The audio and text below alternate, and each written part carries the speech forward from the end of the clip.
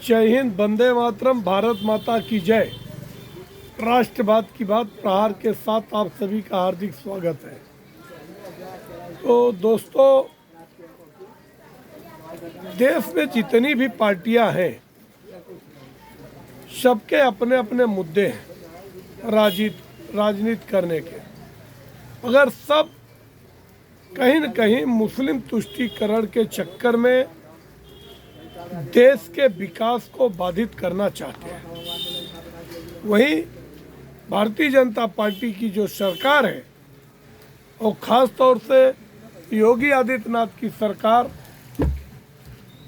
उन्होंने जब कांवड़ यात्रा निकला था, तो उनकी जो दूरदृष्टिता है, आज देखो, आज ये मुद्दा बाहर आया कि तिरुपति मंदिर में प्रसाद में चर्बी और मछली का तेल आदि उसमें मिलाया गया। मगर ये चीज़ समय से पहले भाप जाने वाले अगर कोई सनातनी नेता पूरे देश में है तो है योगी आदित्यनाथ, जो कि उनकी क्वालिटी उनको सभी 30-32 मुख्यमंत्रियों से अलग करती है। और उन्होंने उस समय कहा था कि हर रेस्टोरेंट वाले अपने रेस्टोरेंट पे अपना नाम लगाएं, अपनी आईडी लगाएं और जितने भी कर्मचारी उनके यहाँ काम करते हैं उनका डिस्क्रिप्शन दें। मगर इस बात को कांग्रेस पार्टी, वामपंथी दल और समाजवादी पार्टी इसको धर्म के एंगल से जोड़ दिया और इतना हाय तौबा मचाया गया कि मुद्दे को सुप्रीम कोर्ट में ले गए। और सुप्रीम कोर्ट में खाली बैठे अभिषेक मनु सिंघवी, वो अपने आप को सनातनी कहते हैं, हिंदू कहते हैं, मगर सारे बेईमान, भ्रष्ट, चोर, ऐसे लोगों का ही वो केस लड़ते हैं उनके बचाव के लिए। और इनके सामने सुप्रीम कोर्ट भी अपने आप को सरेंडर कर देती है। फिर सुप्रीम कोर्ट के वकील ने जज ने क्या कहा कि लोगों का नाम डिस्प्ले करके कोई काम नहीं, केवल होटल में वेज नॉन वेज लिख दिया। मैं भी वेजिटेरियन हूँ मगर नॉन वेज होटल में जाके खाता हूँ, तो तुम नॉन वेज में खाओ, चाहे तुम मदिरा पियो, that is your personal view, मगर तुम्हारी सोच सभी सनातनियों पे तुम नहीं थोप सकते हो। ये दुर्भाग्य की बात है कि जिस सनातनियों के टुकड़े पे ये जज लोग पलते हैं, हमारे टैक्स पेयरों के पैसे पे इनकी दुकानदारी चलती है, तो फिर भी ये हमारे ऊपर ही अनाप शनाप चीज़ें थोपते हैं। जैसे दिवाली आएगी तो पहले ही पटाखा बंद कर देंगे, होली आएगी तो उसमें पानी बंद, आप कलर नहीं खेल सकते। मतलब सिर्फ हिंदुओं की भावनाओं को हमेशा आहत करने वाला काम अपने देश में होता है।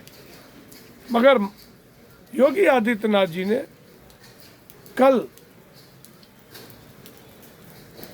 जैसे ही तिरुपति बालाजी मंदिर का जो प्रकरण आया, प्रसाद और लड्डुओं में घिनौनी चीज़ें मिलाई जा रही हैं, धार्मिक लोगों की आस्थाओं के साथ खिलवाड़ हो रहा है, उन्होंने लाउड एंड क्लियर कह दिया, सारे ऑफिसरों को इंस्ट्रक्शन दे दिया कि नाउ यू इम्प्लीमेंट,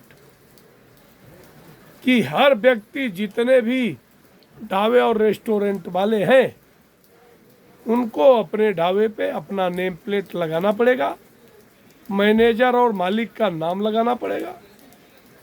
साथ ही हर रेस्टोरेंट में सीसीटीवी कैमरा लगाना पड़ेगा। साथ ही जितने भी कर्मचारी उनके यहाँ काम करते हैं सभी का पुलिस वेरिफिकेशन करना पड़ेगा। अब इससे राजनीतिक जामा नहीं पहनाया जाना चाहिए। और दूसरी बात उन्होंने एकदम क्लियर कह दिया कि अब अगर बीच में सुप्रीम कोर्ट या कोई भी इंटरफियर करेगा तो हम विधानसभा में सत्र बुलाकर और कानून बना देंगे। फिर सुप्रीम कोर्ट की भी ऐसी की तैसी हो जाएगी। उनको लगेगा कि हमारी बात का कोई वैल्यू नहीं है। वैसे भी 100 करोड़ हिंदुओं की भावनाओं के साथ खेलने वालों के साथ ऐसे ही एक्शन होने चाहिए। दूसरी बात, योगी जी ने कहा कि जितने भी सरकारी कर्मचारी हैं, ब्यूरोक्रेट, सभी को अपनी संपत्ति का ब्यौरा देना पड़ेगा। कितना लूट तंत्र आपने किया है। तो ये इसका जो डेडलाइन था वो डेडलाइन था 31 अगस्त, मगर कर्मचारियों के निवेदन पर, रिक्वेस्ट पे इसको 1 महीने के लिए एक्सटेंशन किया गया। अब 30 सितंबर इसका लास्ट तारीख है और अभी तक सिर्फ 90% कर्मचारी अपना प्रॉपर्टी सब चीज डिस्पोज किया है। बाकी 10% लोग जो हैं वो हेकड़ी उनकी निकालनी पड़ेगी। कानून से ऊपर अपने आप को मानते हैं और वो डिस्क्लोज अगर नहीं करते हैं तो सेक्रेटरी ने,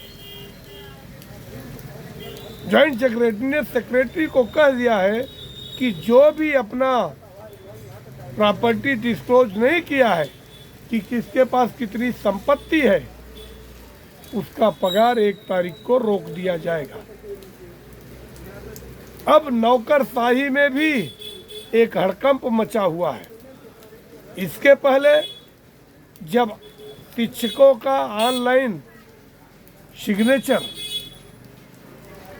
करने की बात आई थी तो उस समय उत्तर प्रदेश के सारे शिक्षक वर्ग इसका विरोध किए थे। क्यों भाई, पगार आपको चाहिए तो टाइम पे हाजिरी लगाना जरूरी क्यों नहीं है? ऑनलाइन हाजिरी कीजिए, काम कीजिए। काम नहीं तो वेतन नहीं।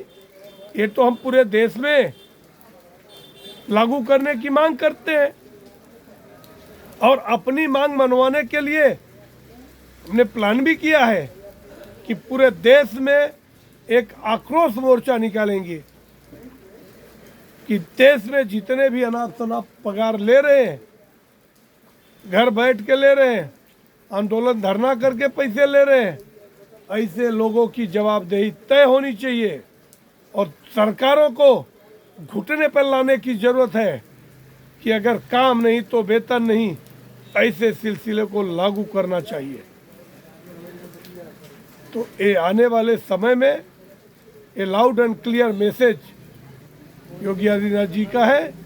और साथ ही हिमाचल की सरकार में मंत्री विक्रमादित्य ने भी आज डिक्लेयर कर दिया कि सेम योगी मॉडल हिमाचल प्रदेश में भी लागू किया जाएगा और सारे रेहड़ी पटरी या जो भी होटल रेस्टोरेंट वाले हैं सभी को उनके दुकान के बाहर नंबर प्लेट डिस्पोज करना पड़ेगा।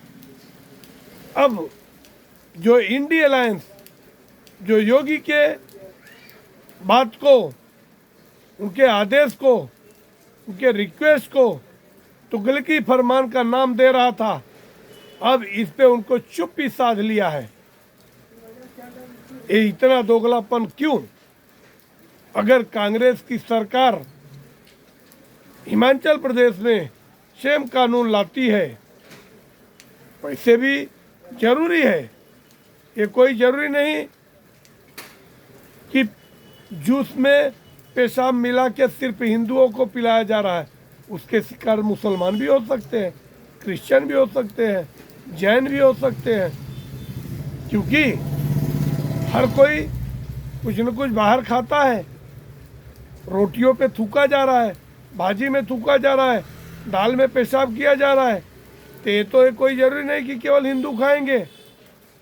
इसके लिए ये जरूरी है कि न सिर्फ उत्तर प्रदेश में, ऐसे विधान पूरे भारतवर्ष में लागू होने चाहिए।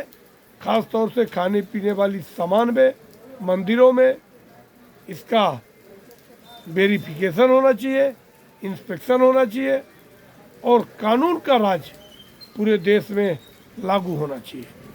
आप लोगों की क्या राय है? आप कमेंट सेक्शन में आके अपने विचार रखें।